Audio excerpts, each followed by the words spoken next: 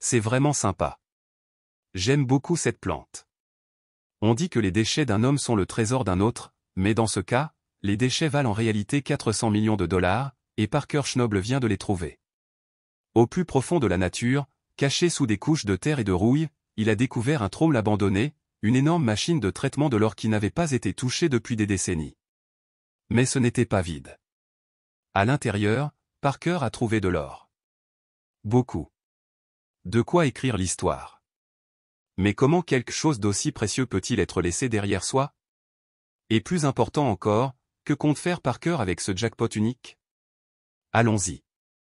À première vue, le traumatisme ne ressemblait à rien d'autre qu'à un tas de métal rouillé englouti par la forêt. Il était couvert de crasse, entouré d'une végétation épaisse et semblait avoir été abandonné depuis très, très longtemps. Mais Parker et son équipe savaient mieux. Ce n'était pas n'importe quel vieil équipement. C'était une bête. De retour à son apogée, ce gigantesque tambour en acier traitait chaque jour d'énormes quantités de terre, séparant les pépites et les minuscules grains d'or. Mais contrairement aux machines minières avancées d'aujourd'hui, ce trône n'a pas été conçu pour la précision. Tout était question de puissance et de volume. Il produisait des tonnes de matériaux, mais sa conception à l'ancienne signifiait que beaucoup d'or était perdu au cours du processus. Au lieu de tout capturer, une fine poussière d'or s'est glissée à travers les fissures et s'est mélangée à la terre. Et c'est ici que les choses deviennent folles. Tout cet or perdu était là depuis des décennies, complètement intact. Depuis des années, des rumeurs circulaient concernant un site minier abandonné dans la région. Certains mineurs locaux ont affirmé qu'il faisait partie d'une opération majeure qui, à court d'argent, avait dû fermer ses portes. D'autres pensaient que le site contenait de la terre intacte et riche en or, mais personne n'avait jamais osé aller le chercher. Tout a changé lorsque Parker est arrivé. Alors qu'il grimpait sur le trône et effaçait la crasse, quelque chose attira son attention, un petit scintillement de métal brillant. Au début, il pensait que c'était juste un effet de lumière, mais en regardant de plus près, son cœur s'est mis à battre à tout rompre. C'était de l'or, et pas seulement quelques flocons. Il s'agissait d'une quantité importante d'or piégé à l'intérieur de la vieille machine. Parker a tout de suite compris que ce n'était pas une trouvaille ordinaire. Mais il y avait un énorme problème. Le traumatisme n'a pas seulement été brisé, il était complètement détruit. Des années d'exposition aux éléments l'avaient laissé rouillé, coincé et à peine debout. Si Parker voulait extraire de l'or de ce site, lui et son équipe devaient ramener la machine entière d'entre les morts. Et ce n'était pas une mince affaire. Le premier défi consistait à trouver comment déplacer le traumatisme colossal sans causer encore plus de dégâts. Le corps intérieur de cette chose était entièrement personnalisé, et je pense que vous auriez du mal à le faire, ce serait un travail à plein temps pour quelqu'un qui l'entretiendrait. Cette chose a été construite comme un tank, massive, lourde et complètement bloquée. Mais le temps n'avait pas été clément. Le métal était corrodé, la charpente était fragile et un faux mouvement pouvait faire s'effondrer l'ensemble. Le sortir de la nature sauvage dense et le placer dans un endroit exploitable était un cauchemar logistique. Il a fallu tout le savoir-faire en ingénierie et toute la détermination nécessaire pour le transporter en toute sécurité. Mais ce n'était que le début. Une fois qu'ils l'ont mis en place, le véritable travail a commencé. Chaque élément nécessitait une attention particulière. Les engrenages étaient tellement usés qu'ils pouvaient à peine tourner. Les tamis étaient obstrués par des années de saleté et de débris, et le tambour en acier, le cœur de la machine entière, tenait à peine debout. Il s'agissait d'une refonte complète de fond en comble, et la pression était forte. Chaque jour qui passe, l'équipe fait face à de nouveaux revers. Les pièces étaient impossibles à trouver, les boulons rouillés refusaient de bouger et l'horloge tournait. Toute l'opération dépendait de la reprise de ce traumatisme, et l'échec n'était tout simplement pas une option. Parker a refusé de reculer. Il savait ce qui était en jeu. Et après des jours de sueur, de lutte et d'efforts incessants, quelque chose d'incroyable s'est produit. Le traumatisme reprit vie. Alors que l'énorme machine recommençait enfin à tourner, l'équipe s'attendait à de bons résultats. Mais ce qu'ils ont découvert dépassait tout ce qu'ils avaient imaginé. En nettoyant la zone autour du traumatisme, ils sont tombés sur quelque chose caché sous des couches de terre et de débris, un stock intact de vieilles saletés. Au début, cela semblait ordinaire, mais lorsqu'ils l'ont testé pour l'or, les résultats ont été stupéfiants. La concentration d'or dans cette pile oubliée était hors du commun. Bien plus haut que tout ce que Parker avait jamais extrait auparavant. Ce n'était pas une petite trouvaille. Il s'agissait d'une mine d'or potentielle qui attendait d'être exploitée. Parker savait qu'il devait agir vite. Il n'a pas eu le temps de construire une usine de lavage à grande échelle, il a donc installé une station de traitement temporaire, combinant les techniques minières classiques avec des équipements modernes. Cette fois, il n'a rien laissé au hasard. Chaque grain d'or allait être récupéré. Et les résultats étaient absolument fous. Jour après jour, l'or s'accumulait. Les totaux grimpaient de plus en plus, et peu de temps après, Parker réalisa qu'il ne faisait pas seulement une bonne récolte. Il était tombé sur l'une des plus grandes découvertes d'or de toute sa carrière. La quantité d'or récupérée a fait grimper sa valeur en millions. Ce qui avait commencé comme une tentative désespérée de relancer une machine en panne s'était transformé en un véritable jackpot. Mais juste au moment où Parker pensait que cette découverte ne pouvait pas être plus grande, lui et son équipe ont découvert quelque chose d'encore plus incroyable. Au fur et à mesure que l'équipe creusait plus profondément, à la fois dans le terrain et dans l'histoire du site, elle a découvert quelque chose qui a tout changé. Enfouis dans une collection d'anciens registres miniers, ils ont trouvé une série de documents qui laissaient entrevoir un secret encore plus grand. Ce n'étaient pas seulement des notes aléatoires. Il s'agissait de journaux détaillés cartographiant un réseau caché de sites riches en or abandonnés. Et ils remontent tous à ce traumatisme même. Plus ils étudiaient les dossiers, plus cela devenait clair. Ce traumatisme n'était pas simplement une autre pièce d'équipement minier. Cela faisait partie d'une opération beaucoup plus vaste, qui avait été perdue avec le temps. Les journaux décrivaient des endroits avec des concentrations d'or incroyablement élevées, des zones qui avaient été laissées intactes pendant des décennies. C'était comme découvrir une carte au trésor menant à une fortune qui était restée bien en vue depuis le début. Parker n'arrivait pas à croire ce qu'il regardait. Si ces informations étaient exactes, alors ce traumatisme n'était que la pointe de l'iceberg. Qui savait combien d'or restait encore là-bas, enfoui sous la surface, attendant d'être découvert? Nous subissons une pression considérable, et elle s'aggrave chaque jour à mesure que nous nous précipitons pour trouver l'usine et formuler un plan pour celle-ci. Maintenant, Parker avait la clé pour le déverrouiller. La chasse était loin d'être terminée, ce n'était que le début. Mais avant de poursuivre de nouveaux sites riches en or, Parker devait redonner vie au tromble. Cela signifiait restaurer un morceau d'histoire. Chaque bosse, chaque équipement rouillé et chaque panneau usé racontait l'histoire de mineurs disparus depuis longtemps. C'étaient des gens qui avaient lutté contre les éléments durs, animés par le rêve de devenir riches. Le tromble avait enduré des années d'utilisation brutale, passant au crible des milliers de tonnes de terre, de sable et de roches. Il était clair que cette machine avait autrefois été une force imparable dans l'extraction de l'or. Parker ne prenait aucun risque. Il a fait appel à des spécialistes pour s'occuper de la restauration. Chaque réparation devait être parfaite car une petite erreur pouvait mettre en péril l'ensemble de l'opération. Les heures se sont transformées en jours, et les jours en semaines alors qu'il travaillait sans relâche pour reconstruire le tromble, pièce par pièce. Finalement, la bête reprit vie en rugissant. Regarder le tromble entièrement restauré en action était à couper le souffle. Il traitait la saleté avec une efficacité stupéfiante, séparant les pépites d'or et les particules fines à une vitesse incroyable. Ce n'était plus seulement une machine minière, c'était devenu un symbole d'un potentiel oublié ramené d'entre les morts. L'équipe de Parker savait que le plus dur était à venir. Redonner vie à une vieille bête minière ne consistait pas seulement à trouver de l'or. Il s'agissait de creuser plus profondément, de découvrir non seulement l'or, mais aussi l'histoire. Dans l'exploitation aurifère, la plupart des gens se concentrent sur ce qui se trouve devant eux. Mais parfois, le véritable trésor est enfoui dans le passé. C'est exactement ce qui s'est passé lorsqu'ils ont redécouvert le vieil équipement minier, le tromble. Il s'agissait d'une énorme machine construite pour séparer l'or de la terre et des roches. À l'époque, c'était une merveille d'ingénierie. Mais à mesure que la technologie progressait, des machines comme celle-ci ont été abandonnées, rouillées dans des camps miniers oubliés. Mais Parker n'a pas vu un morceau de métal inutile. Il a vu une opportunité. Ce n'était pas seulement une machine en panne, c'était un géant endormi attendant d'être réveillé. Au cœur de la nature sauvage, dans un endroit autrefois peuplé de chercheurs d'or, l'équipe de Parker a découvert le tromble enfoui sous des couches de terre et de végétation. La plupart des gens seraient passés devant, mais Parker savait ce qu'il en était. Les vieilles machines minières comme celle-ci emprisonnaient souvent de l'or dans leurs sédiments, un or qui n'avait jamais été récupéré. Ce n'était pas seulement un projet de longue haleine. Il s'agissait d'un risque calculé avec un potentiel de récompense énorme. L'horloge tournait. Sortir le trôme de la nature sauvage était un défi en soi. Il était massif, pesait des tonnes et était complètement bloqué. L'équipe a dû faire appel à des grues lourdes, des camions et une armée d'experts rien que pour le déplacer. Chaque étape du processus était un pari, mais ils savaient que cela en valait la peine.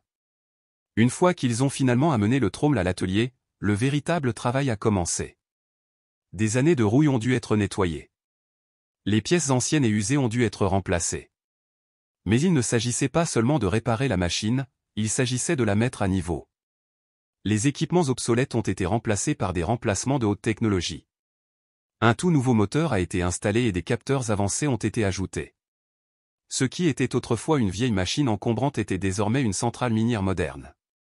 Pour s'assurer que tout se passe bien, l'équipe a construit un jumeau numérique du trône à l'aide d'un logiciel de modélisation 3D. Cette version virtuelle leur a permis de tester les mises à niveau et de résoudre les problèmes avant d'apporter de véritables modifications, économisant ainsi du temps et de l'argent. Ils ont également utilisé des drones pour cartographier les zones les plus riches en or, scrutant le sol avec une précision extrême pour trouver les meilleurs endroits où creuser. Une fois le trône opérationnel, les résultats ont été incroyables. Il a extrait l'or de la terre plus efficacement que prévu, transformant ce qui avait été autrefois abandonné en une machine à produire de l'or. Mais plus encore, cela prouvait quelque chose de plus grand. Parfois, le meilleur trésor n'est pas seulement l'or. C'est savoir où chercher, prendre des risques et voir la valeur là où les autres ne voient rien.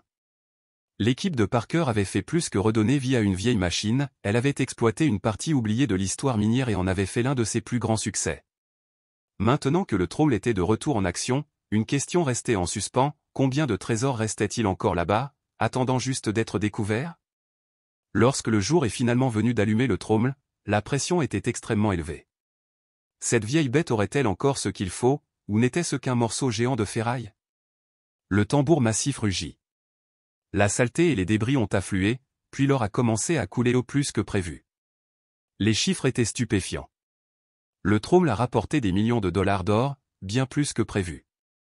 Le risque avait été largement récompensé. Ce n'était pas seulement une machine oubliée, c'était une mine d'or déguisée.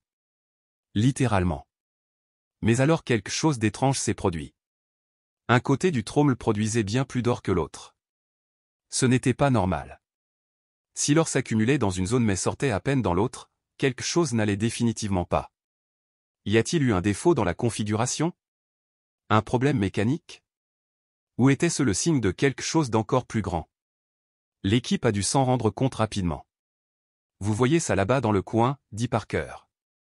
C'est une grosse flaque d'or sur le bord là-bas. C'est vraiment cool. Mon Dieu, en voyant ça dès le départ, je parie que nous pourrions en trouver de très belles. Tout ce projet n'avait pas seulement pour but de devenir riche. Cela a changé la façon dont les gens percevaient l'exploitation minière. Tout d'un coup, les machines oubliées ne sont plus de la ferraille. Peut-être que le passé avait encore quelques tours dans son sac. Des mineurs, des ingénieurs et même des passionnés d'histoire ont commencé à fouiller, au propre comme au figuré, dans les archives, essayant de retrouver d'anciens équipements qui pourraient encore avoir un peu de vie. C'était comme une mini-ruée vers l'or, mais pour des machines oubliées. Mais le fait est qu'il ne s'agissait pas seulement de nostalgie. L'équipe de Parker avait établi une nouvelle norme en matière d'exploitation minière. En prenant de vieux équipements et en les modernisant avec une technologie moderne, ils ont pu récupérer l'or plus efficacement tout en réduisant les dommages environnementaux. Cela leur a valu le respect, non seulement de la part des autres mineurs, mais également de la part des communautés locales. En fin de compte, la trône restaurée est devenue bien plus qu'une simple machine en état de marche. C'était un symbole, un rappel que l'histoire recèle encore de nombreux secrets qui attendent d'être découverts. Il ne s'agissait pas seulement d'extraire de l'or, il s'agissait de fouiller dans le passé et de prouver que parfois les meilleurs trésors ne sont pas ceux que l'on s'attend à trouver. Le succès de l'équipe a prouvé une chose, des idées audacieuses et de la persévérance peuvent transformer même les reliques les plus rouillées en centrales productrices d'or. Ce qui a commencé comme une expérience risquée a fini par réécrire les règles de l'exploitation minière. Le trône, autrefois oublié, est devenu un symbole de détermination, de créativité et de vision. Cela nous a rappelé que parfois les plus grands trésors ne sont pas seulement enfouis sous terre, mais cachés dans le passé lui-même. Cette découverte ne visait pas seulement à trouver de l'or, il s'agissait de changer la façon dont les gens perçoivent l'exploitation minière. Les machines abandonnées, autrefois considérées comme sans valeur, sont soudainement devenus des capsules temporelles au potentiel inexploité. L'industrie a été obligée de reconsidérer son approche. Qu'avait-il laissé d'autre qui pourrait encore avoir une immense valeur? Ce n'était pas seulement une victoire pour l'équipe de Parker. Ce fut un signal d'alarme pour l'ensemble du monde minier. Le trône restauré n'a pas seulement rapporté de l'or, cela a été fait avec beaucoup moins de déchets et de dommages environnementaux que les méthodes traditionnelles. Il remet en question l'idée dépassée selon laquelle l'exploitation minière doit se faire au détriment de la planète. Et le meilleur, c'est que ce n'était que le début. La renaissance de Trône a suscité l'intérêt pour les anciennes technologies minières, incitant d'autres à regarder au-delà des machines modernes et à explorer comment les innovations passées pourraient encore être utiles aujourd'hui. Grâce à l'IA, à l'automatisation et à des outils de cartographie de pointe, d'anciens sites miniers ont été réexaminés et des gisements jusque-là négligés ont été découverts. En fin de compte, le trône n'était pas qu'une simple machine. C'était la preuve que l'histoire et l'innovation peuvent travailler ensemble pour créer quelque chose d'extraordinaire. Pour moi, ils ont toujours été un peu capricieux. Ils se branchent, mais tout le monde en Nouvelle-Zélande les utilise, c'est donc une bonne occasion pour nous de les essayer. Parker et son équipe n'ont pas seulement restauré une pièce d'équipement ancien, ils ont réécrit l'avenir de l'exploitation minière. Pendant des années, les gens ont pensé qu'une fois qu'une machine atteignait la fin de sa durée de vie, elle était inutile. Mais le projet de Parker a bouleversé cette idée. En prenant un équipement abandonné et en lui redonnant vie, son équipe a montré que l'exploitation minière ne doit pas toujours s'appuyer sur une toute nouvelle technologie coûteuse. Parfois, les meilleures solutions existent déjà et ne demandent qu'à être redécouvertes. Mais il ne s'agissait pas seulement de réparer une vieille machine. Parker et son équipe ont changé la façon dont l'exploitation minière est effectuée en combinant connaissances historiques et stratégies modernes. Ils ne se sont pas contentés de réparer le trône et d'espérer le meilleur. Ils ont étudié d'anciens registres miniers, travaillé avec des chercheurs et utilisé une technologie de pointe pour repenser la manière dont l'or est extrait. Le résultat a été un modèle révolutionnaire qui équilibre efficacité et durabilité. Ces travaux ont même inspiré des universités et des chercheurs à développer de nouveaux algorithmes conçus pour analyser les anciens équipements. Ces systèmes peuvent déterminer si une machine mérite d'être restaurée ou remplacée, garantissant ainsi que rien de précieux ne soit gaspillé. Dans une industrie où les machines sont souvent abandonnées trop tôt, ce type de technologie constitue un énorme pas en avant, en aidant les mineurs à tirer le meilleur parti de chaque pièce d'équipement. Et le succès de Parker ne fait pas seulement des vagues au Yukon. Des équipes du monde entier, de l'Australie à l'Amérique du Sud en passant par l'Afrique, examinent désormais leurs propres sites miniers abandonnés et se demandent si elles aussi se sont retrouvées sur une mine d'or, littéralement. En déplaçant l'attention des nouveaux sites d'excavation vers les anciens, les sociétés minières insufflent une nouvelle vie à des régions autrefois considérées comme exploitées. L'impact économique est indéniable. Partout où cette nouvelle approche s'implante, elle crée des emplois, relance les villes minières et stimule les économies locales. Et il n'y a pas que les sociétés minières qui y prêtent attention. Les groupes environnementaux surveillent également de près. Depuis des décennies, l'exploitation minière est critiquée pour ses dégâts sur la planète. Mais le projet Troll de Parker montre qu'il existe une manière différente de faire les choses. Au lieu de constamment dépouiller des terres intactes, son équipe a démontré que les mineurs peuvent maximiser ce qui a déjà été extrait, réduisant ainsi les déchets et les destructions inutiles. En utilisant des méthodes plus intelligentes et plus responsables, il prouve que l'exploitation minière ne doit pas nécessairement être imprudente. Cela peut être à la fois rentable et durable. Et ce n'est pas seulement une petite amélioration, c'est une révolution dans l'industrie. Maintenant, j'utilise un trommel qui alimente un ensemble de gabarits, qui est en fait le même type de configuration que mon grand-père. C'est plutôt cool que cela se reproduise. Cela me ramène définitivement à la maison et me fait penser à grandir à Big Nugget. Ce que son équipe a accompli va bien au-delà de l'extraction de l'or. Il s'agit de revitaliser des communautés entières. Les villes qui étaient autrefois en difficulté connaissent une nouvelle vie grâce à la reprise de l'activité minière. Les magasins, les restaurants et les petites entreprises se développent, alimentés par la demande croissante des travailleurs et des visiteurs.